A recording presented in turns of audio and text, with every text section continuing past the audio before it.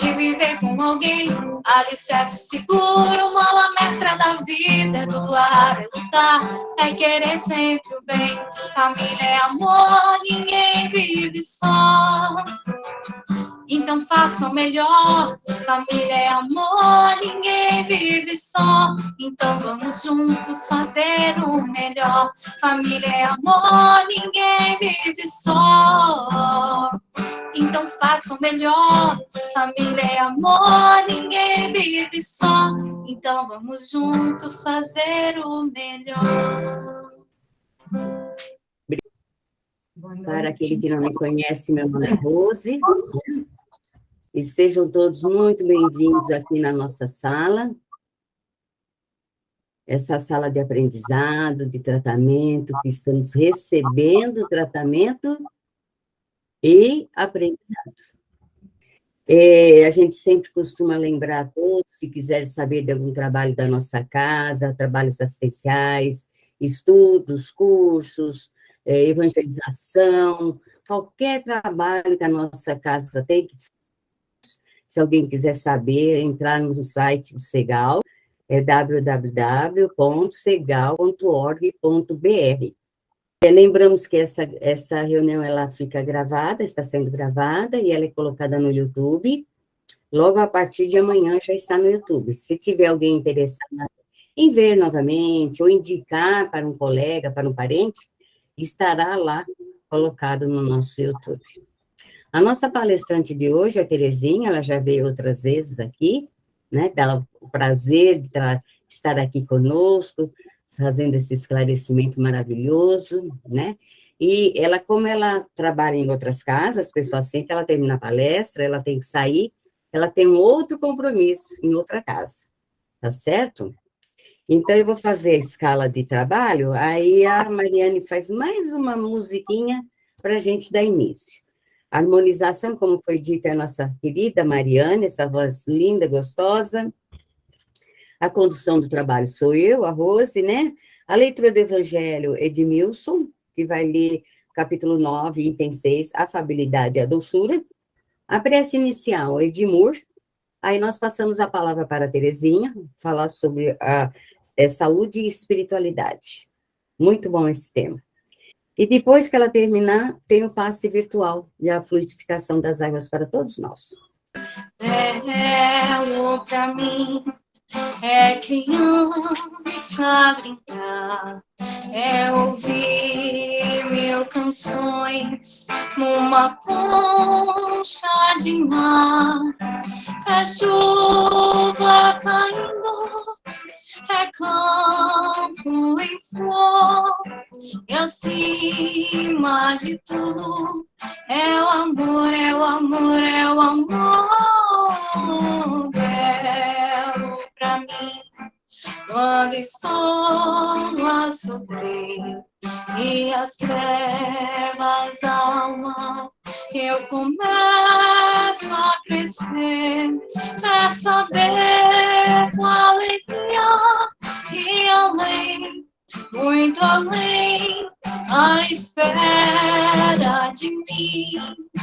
Existe alguém, lá, lá, lá, lá. Alguém, lá, lá, lá, lá. Alguém, lá, lá, lá, lá. Alguém, lá, lá, lá, lá. Alguém. Do Evangelho segundo o Espiritismo, o capítulo 9, Bem-aventurados os mansos e pacíficos. O item 6, a afabilidade e a doçura. A benevolência para com os semelhantes, fruto do amor ao próximo, produz a afabilidade e a doçura, que são a manifestação dela. Porém, não é necessário fiar-se sempre às aparências, já que a educação e o costume do mundo podem dar o verniz dessas qualidades. Quantos existem cuja bondade é apenas uma máscara para o exterior, uma roupagem cuja forma calculada despista as deformidades ocultas. O mundo está repleto dessas pessoas que têm sorriso nos lábios e veneno no coração, as quais são doces desde que ninguém as incomode, mas que mordem a menor contrariedade. Elas têm uma língua dourada quando falam face a face, mas que se transformam em dardo venenoso quando falam por detrás. A esta classe ainda pertencem esses homens que são benignos por fora, mas tiranos domésticos, fazem sofrer sua família e seus subordinados, com o peso de seu orgulho e do seu despotismo, como que para se compensar do constrangimento a que se submetem lá fora, não ousando impor autoridade aos estranhos, que os colocariam no seu lugar. Querem ser temidos ao menos por aqueles que não lhes podem resistir. Sua vaidade se satisfaz com o poder de dizer: aqui eu mando e sou obedecido, não pensando que poderiam acrescentar com mais razão: eu sou detestado. Não basta que dos lábios saiam leite e mel, pois se o coração for indiferente a isso, trata-se de hipocrisia. Aquele cuja afabilidade e doçura não são fingidas, jamais se contradiz. É sempre o mesmo para o mundo e na intimidade. Aliás, ele sabe que se podem enganar os homens pelas aparências, mas não podem enganar a Deus. Lázaro, Paris, 1861. Que assim seja, irmãos. Muito bem, meus irmãos, então vamos nos sintonizar, né, com esse ambiente virtual que nós estamos presentes agora, que nós possamos entrar nessa sintonia onde a espiritualidade nos acolhe a todos, nos dá a condição para que possamos receber através da palestra, através dos ensinamentos da nossa irmã, que possamos aproveitar cada instante, trazendo para o nosso coração esses ensinamentos, e que possamos também, querido mestre, aproveitar para colocá-los em prática, possamos nos transformar dia após dia, possamos aproveitar o Evangelho do Cristo presente nas nossas vidas. Mestre, amigo, nós te pedimos por todos aqueles companheiros que se encontram aqui conosco, aos nossos familiares, aqueles que não conseguiram participar também hoje, enfim, mestre, a todos aqueles que sofrem, pedimos ao nosso país que possa ter a paz, a harmonia, o entendimento, e que possamos, dia após dia, nos melhorar. Querido amigo, se conosco, hoje, amanhã e sempre, que assim seja. Agradeço mais uma vez o convite, é um prazer estar com vocês, longe e perto de vocês, né, de Goiânia, e agradeço novamente. Muito bem. O nosso tema hoje, da nossa conversa, é espiritualidade e saúde. Nós vamos ver a relação que existe entre esses dois termos, essas duas palavras. A Organização Mundial de Saúde, ela diz que saúde não é somente a ausência de doença. Não é somente a ausência de doença que determina que uma pessoa tenha saúde. A Organização Mundial de Saúde leva em conta 3 aspectos para que uma pessoa seja saudável, que é um completo bem-estar físico, mental e social. Então, quando a pessoa está bem nesses 3 aspectos, ela é considerada uma pessoa saudável. Estar bem fisicamente, estar bem mentalmente, né, emocionalmente, espiritualmente, e também ter uma vida social sadia, saudável, bons relacionamentos e tudo mais. Então, ela leva em consideração esses 3 aspectos por enquanto. Mas existe um outro aspecto que hoje muitos médicos, pesquisadores, cientistas estão levando em conta, estão começando a levar em conta e fazer estudos e fazer pesquisas nesse campo, que é o aspecto da espiritualidade. Então, pesquisadores em universidades de várias partes do mundo estão fazendo experiências com pessoas e estão chegando à conclusão da importância da espiritualidade na vida das pessoas. Estão percebendo o seguinte, que quem cultiva algum tipo de espiritualidade, se dentro das suas crenças, cada um dentro da sua religião, ou mesmo fora da religião, porque tem pessoas que cultivam uma espiritualidade e não tem nenhuma religião específica, né? Mas cultivam uma espiritualidade. Então, essas pessoas, elas usufruem de um bem-estar maior, um bem-estar físico maior. Se elas adoecem, eles estão percebendo que essas pessoas reagem melhor ao tratamento médico, né? Elas reagem melhor também aos desafios da vida. Então, eles estão fazendo essas experiências, né? Que a importância da espiritualidade na saúde das pessoas. Muito bem, por que será? Por que será que o cultivo da espiritualidade é importante para a nossa saúde? Não é? Porque simplesmente nós somos espíritos. Nós somos espíritos. Não é porque nós estamos encarnados que nós deixamos de ser espíritos. Quando nós pensamos, quando nós sentimos, quando nós agimos, nós estamos fazendo isso como espíritos. O corpo é apenas um instrumento. Nós estamos fazendo tudo como espíritos. O espírito que toma decisões, que faz escolhas, que erra, que acerta, que pensa, que age, é sempre o espírito. Usando momentaneamente um instrumento que é o corpo físico. Muito bem. Quando nós nos esquecemos disso, quando nós ignoramos essa nossa realidade essencial, que é a nossa realidade espiritual, fica faltando uma parte fundamental para nós termos qualidade de vida, para nós termos saúde. E com o tempo, vem o quê? Vem frustrações, vem o vazio, vem a falta de sentido na vida. Está sempre faltando algo que a pessoa não sabe o que é, não é? E que as coisas materiais, se ela só se dedica às coisas materiais, a conquistas materiais, que ela pode e deve ir em encontro às conquistas materiais. Mas se ela só pensa nisso, se só isso tem valor para ela, se só isso tem importância para ela, chega uma hora, essas coisas materiais não vão mais preencher o vazio da vida dela. Porque está faltando o quê? O essencial, que ela não cultivou e não cultiva. Muito bem. Então, além dos cuidados com o corpo que nós precisamos ter, porque é o nosso instrumento de aprendizado, é o nosso instrumento de trabalho no mundo material, né? É o nosso instrumento de aprendizado no mundo material.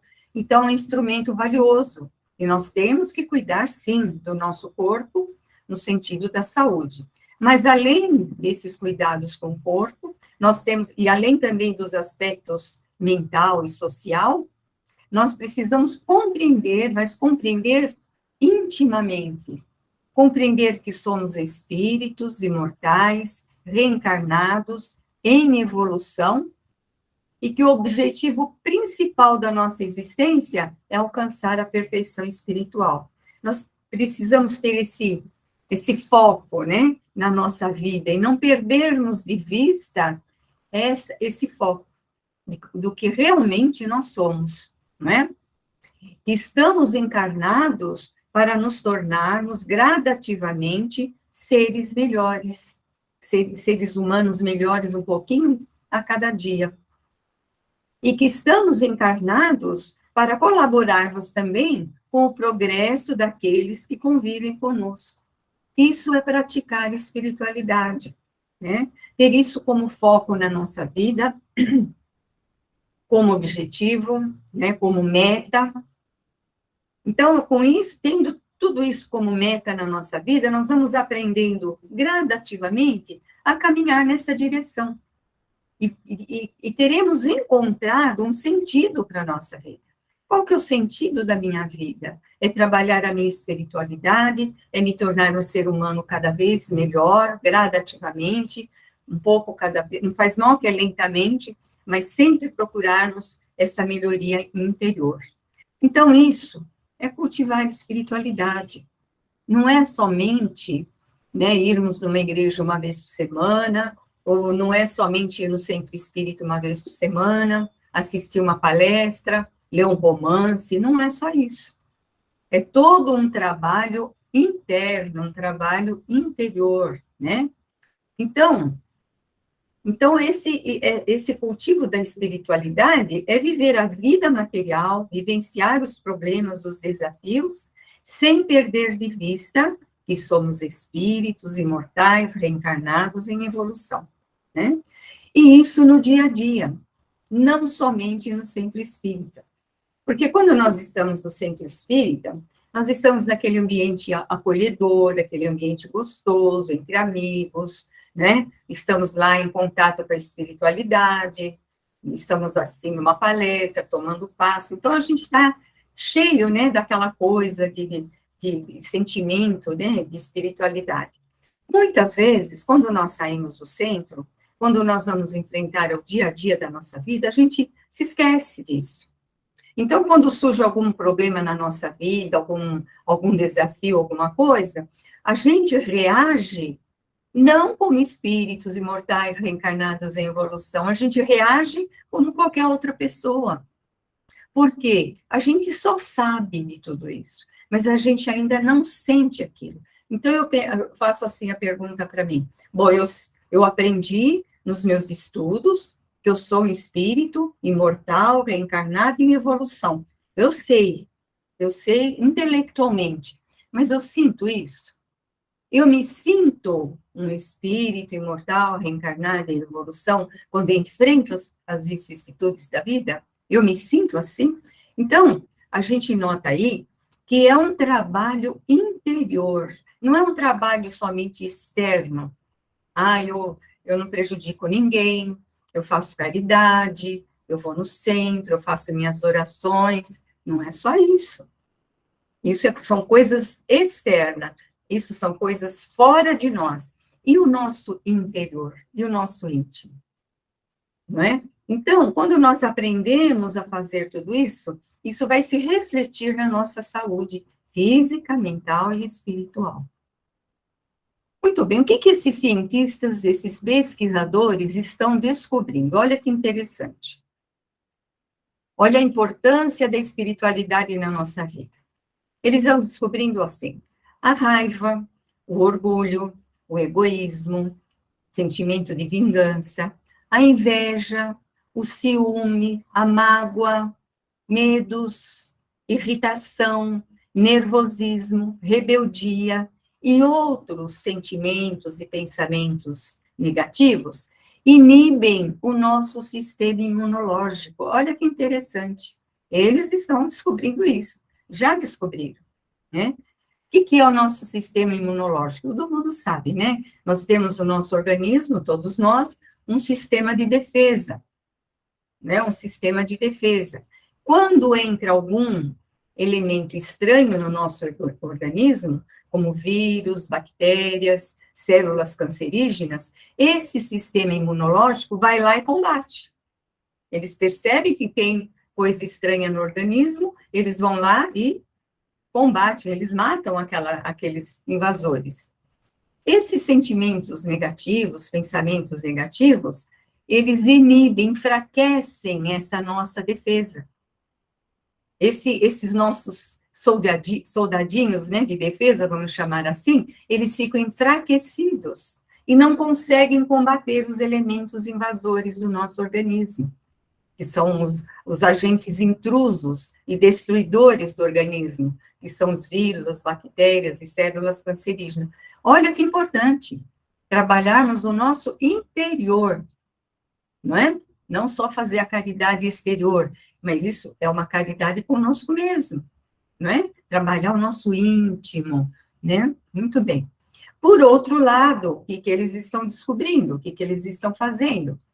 a generosidade, o amor, a alegria, a confiança, a esperança, a fé, a serenidade, a calma, são poderosos instrumentos produtores de hormônios chamados positivos, como a endorfina, que aumentam a imunidade orgânica e causam sensação de bem-estar.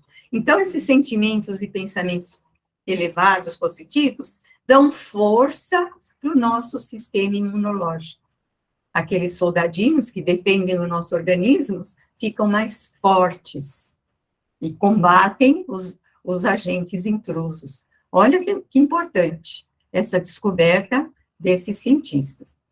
Tem um livro que chama Biologia da Crença, não é espírita, aliás, não é de nenhuma religião, é um cientista, o nome dele é Bruce Lipton. Se vocês puderem ler esse livro, é muito bom. Ele fala assim, entre as forças energéticas que controlam a vida, estão os campos eletromagnéticos gerados pela mente. Olha só, nossa mente. Nessa realidade, uma vez que controlamos nossos pensamentos, nós nos tornamos mestres da nossa vida. E não vítimas, e não seremos mais vítimas da genética. Porque a gente fala, né, eu tenho um problema, é genético. Minha família toda tem, então eu vou ter também. Meu pai, minha mãe, meu irmão, meu tio tem diabetes, por exemplo, então eu também vou ter diabetes. Não é bem assim. Hoje já está se descobrindo que a genética só tem 30% de influência na nossa saúde. Só 30%. O resto é a nossa forma de viver. É a nossa forma de viver, né? Então, ele fala, podemos herdar dos nossos pais a propensão para desenvolver alguma doença, mas se o gene não for ativado, não ficaremos doentes. Então, com o nosso modo de pensar, de sentir, de agir, a gente pode ativar os genes que está ali e a gente adquirir a doença. E quais são os fatores ativadores dos genes, né? Aqueles sentimentos, pensamentos negativos. Todos aqueles que eu já falei e outros mais, né? E outros mais. Então, e Kardec, olha que interessante, no século retrasado, no livro A Gênese, Kardec fala isso também, só que ele usa termos da doutrina, né? Os cientistas usam termos da ciência, e Kardec usa os termos da doutrina, mas ele fala também, que se quiserem ver, é no capítulo 14 do livro A Gênese, que fala dos fluidos, é um capítulo muito importante. Ele fala lá que os nossos pensamentos e sentimentos têm influência direta na nossa saúde. Influência direta, né? Então, olha só. Então, esse trabalho interior, esse trabalho de nos melhorarmos interiormente, de analisarmos os nossos pensamentos e sentimentos e ver o que a gente pode melhorar, é um fator fundamental. Mas como disse lá a mensagem que foi lida do Evangelho, essa melhoria não pode ser aparente, né? Porque tem gente que aparenta toda uma bondade, né? Toda uma fraternidade e tudo mais, mas intimamente ela não é assim.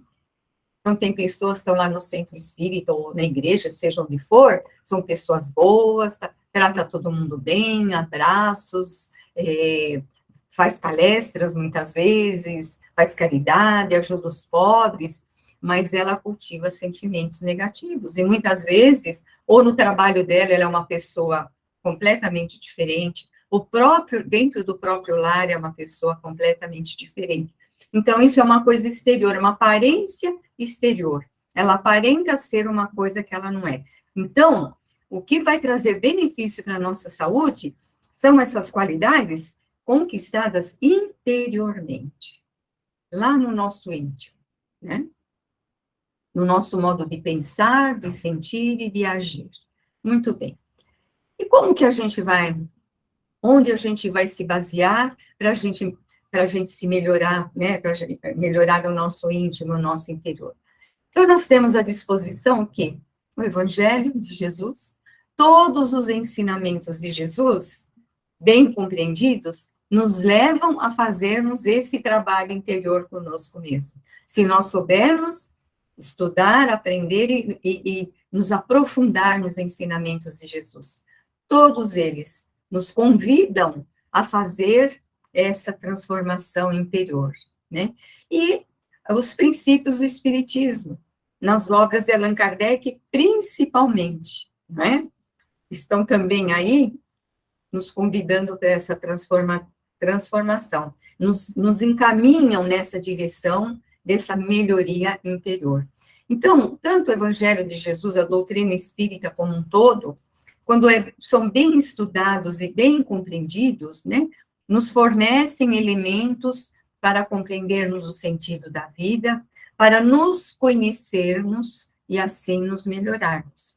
Porque como que a gente vai se melhorar se a gente ainda não percebeu o que a gente precisa melhorar dentro da gente? Por exemplo, se eu não percebo que eu sou invejosa, como é que eu vou melhorar nesse ponto se eu não reconheço que eu sou invejosa? Se eu sou uma pessoa egoísta, como é que eu vou me tornar uma pessoa mais altruísta se eu não percebo dentro de mim que eu sou egoísta? Então, eu preciso me conhecer.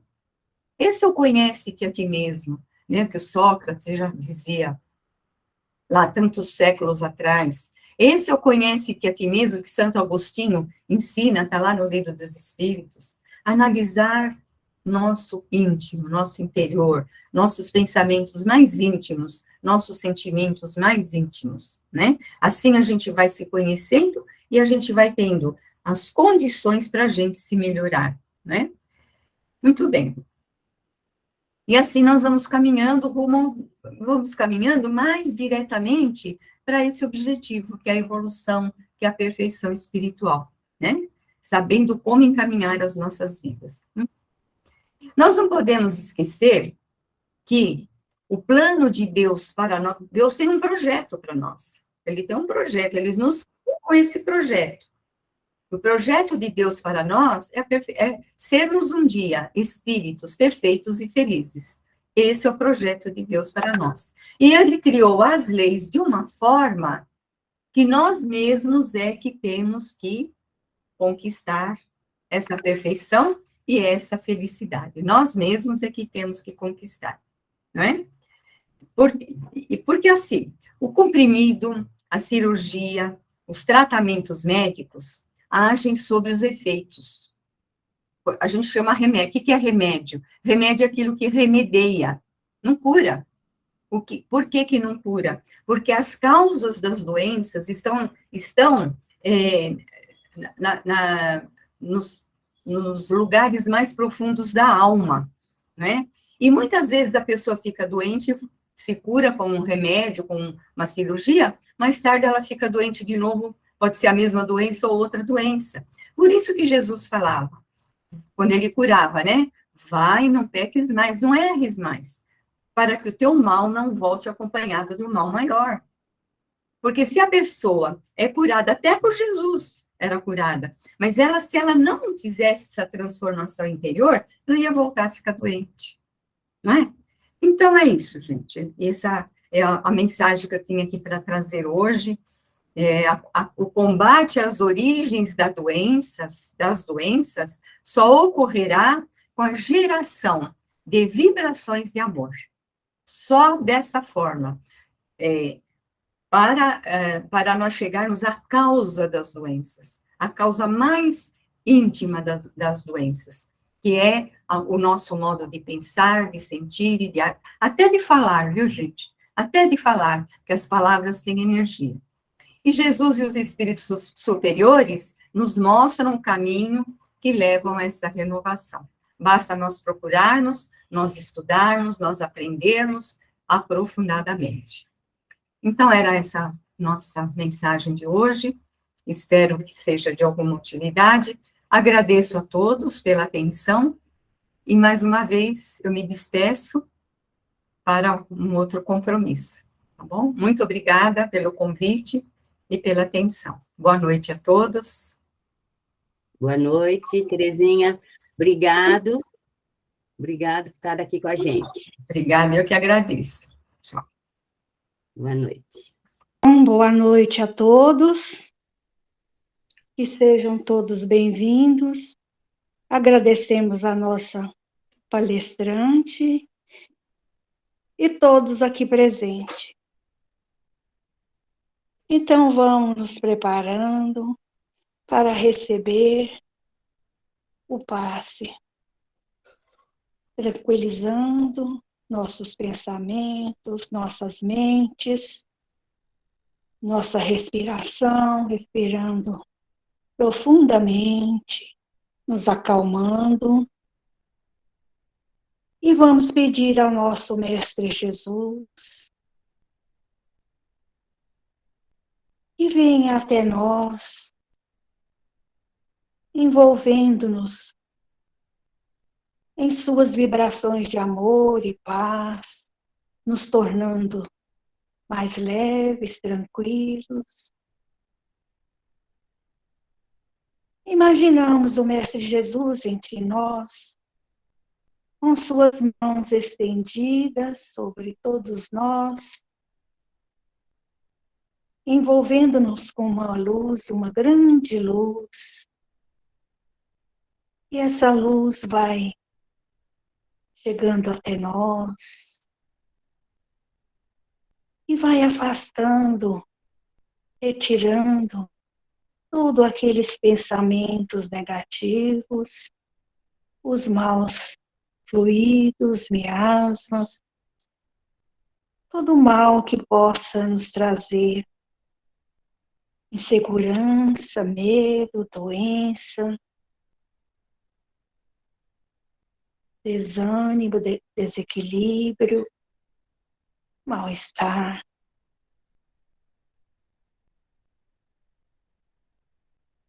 E essa luz que nos envolve,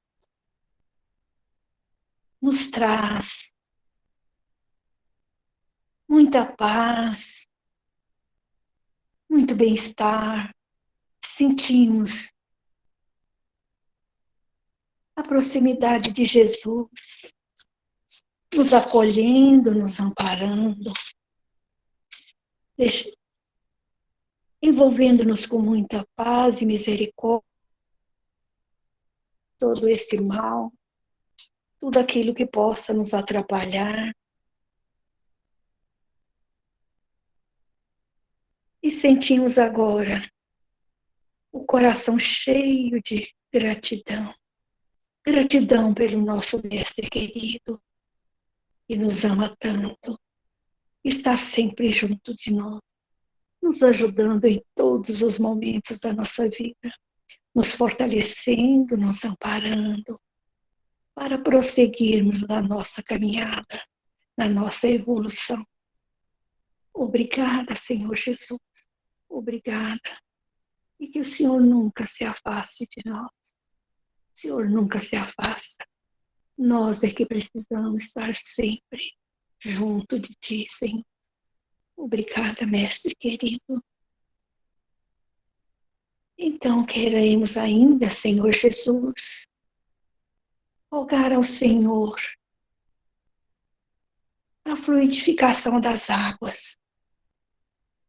Que o Senhor permita aos espíritos superiores que eles possam trazer da natureza, das águas, do alto, todos os bons fluidos para a nossa saúde, a saúde do corpo físico e espiritual,